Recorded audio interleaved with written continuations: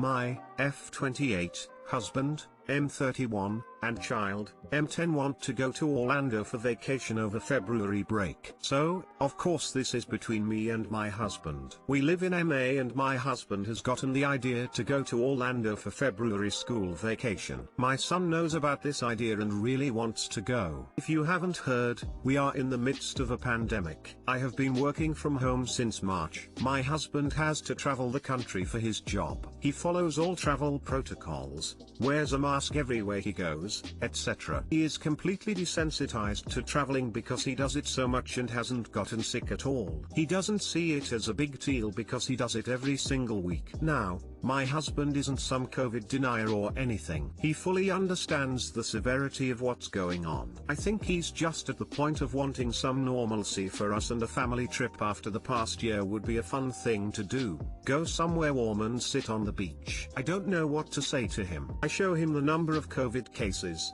He says we will be fine if we wear masks and socially distance. He says hotels are open and airlines are offering tickets, so we are free to go. I can't fathom taking a vacation to Florida next month. I know I'm not the crazy one. He is just convinced we will be fine if we fly down there and keep to ourselves. And maybe we would be, but I just find the whole idea completely irresponsible and literally going against everything we have been advised to do. How do we talk about this when we are both so firmly decided we are right? Is there a compromise? I already said wait till we get vaccinated or wait till it's warm here to take a week off and go to the beach here, but he wants to do something during our son's school break. Too long didn't read. Husband wants to go to FL for vacation next month. I don't want to.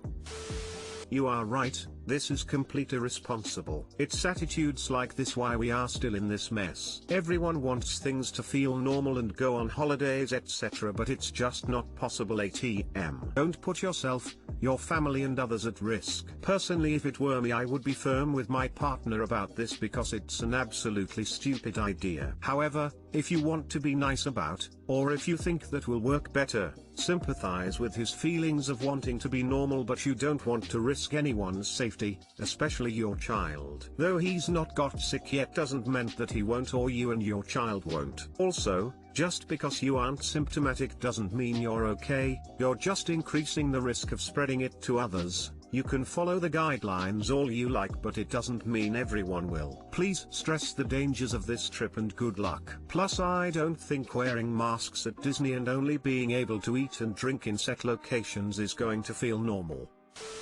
How does your son already know about the idea if you hadn't agreed to it? Did your husband assume you'd say yes? Or is he making this a 2-against-1 thing on purpose? What a great question. This whole idea was brought up to me by the two of them together. That was a whole separate conversation, trust me, pouting face.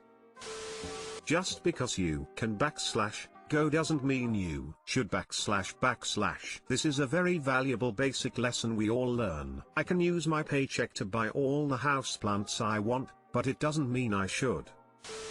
Our governor here is less than proactive about this stuff. I am trying to be calm about this, because talking about him and his complete lack of response to this infuriates me to no end, especially having elderly parents here. Our numbers are atrocious, and that's with little to no official reporting. There are no mask mandates. December 2nd, 2020, Floridians shouldn't expect any additional lockdowns or mask mandates during the pandemic, no matter what happens, Governor Ron DeSantis said Monday during his first corona press briefing in a month. DeSantis claimed that these measures don't work, though the CDC recommends the use of face masks and mitigation measures to slow the spread of the virus. We do not have enough doses of the vaccine. My mid-70s parents have been unable to get theirs yet. We have many people here who say they will not get the vaccine, for various reasons. It's mid-January. We will not be anywhere near ready to handle tourists in February. You are my son's age. If he told me he was planning on going to a theme park in February and brining my 10-year-old grandchild to a theme park in Orlando, I would be pissed. There's also a really good chance that the parks will be shut down,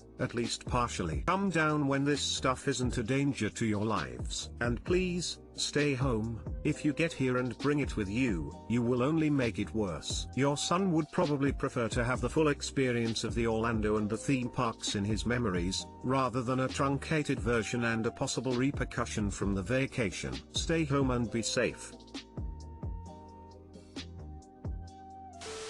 I think you saying you aren't comfortable should be enough. You don't have to explain yourself. Understand the desire for a vacation. God, do I understand, but travel right now is dangerous and irresponsible. Well, I've said I'm not comfortable and it makes me extremely anxious and I can't go. I wonder if his job of constant travel during this time, which on a normal year is extremely stress and anxiety inducing, has him really needing a break from everything, and he is just willing to do this to get that break.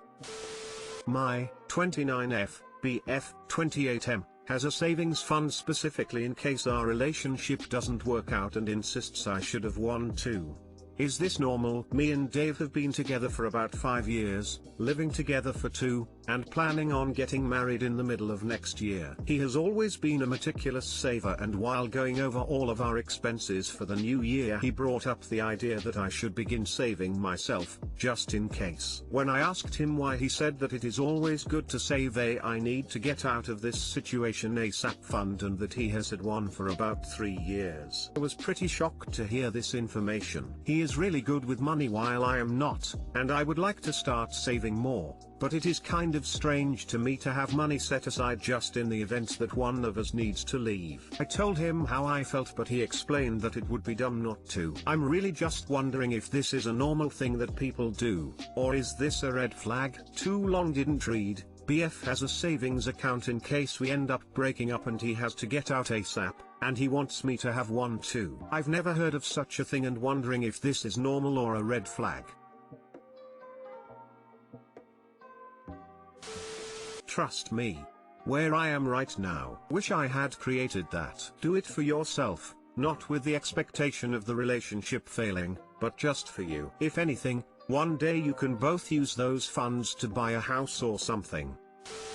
If anything, I think it's a green flag. Obviously he's not just saving up to leave you soon, otherwise he wouldn't have told you about it. It's always good to have some emergency money around in case of some sort of major unexpected financial disruption, like job loss, medical bills, car problems, or a breakup with someone you're living with. He's suggesting you have emergency funds because he cares about you and wants you to be in a safe financial situation in case something bad happens. Good for you, getting a man with good planning, money, and relationship skills. Smart man. Think of it as wearing a seatbelt. I think he worded it poorly, but it's definitely a good idea to have money saved in case you need it for unexpected situations.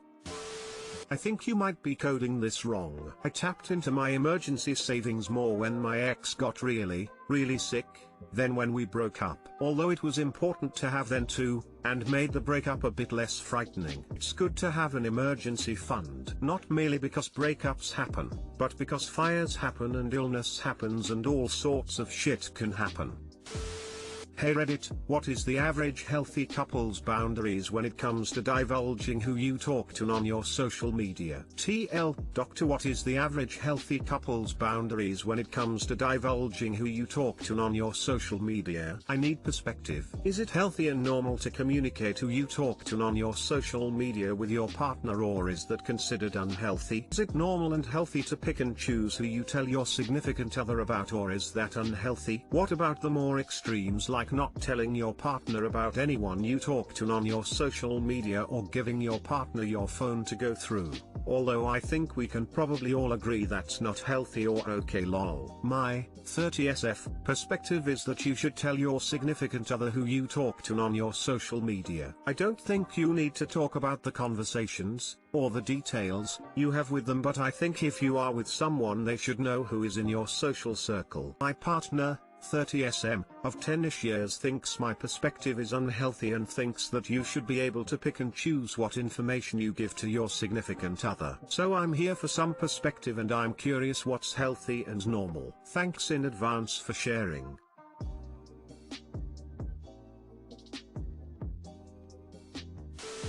I think we have a classic case of burying the lead op, because in comments, I very much feel left out of his life. That's the problem. Not who he talks to or whether he tells you every detail. After 10 years together, you feel left out. Does he know that? Have you told him? What has he done to make you feel more included? Because you peppering him with questions about who he talked to, and him shutting down and feeling cornered, is not going to solve that problem.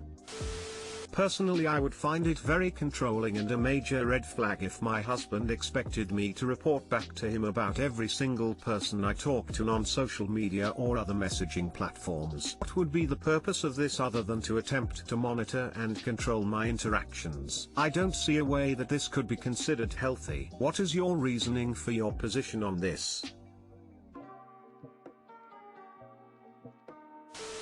I don't tell my husband who I talk to unless I'm talking to someone he also knows online, or would find interesting. He just doesn't care that much. We can access each other's phones whenever we like if the need arises.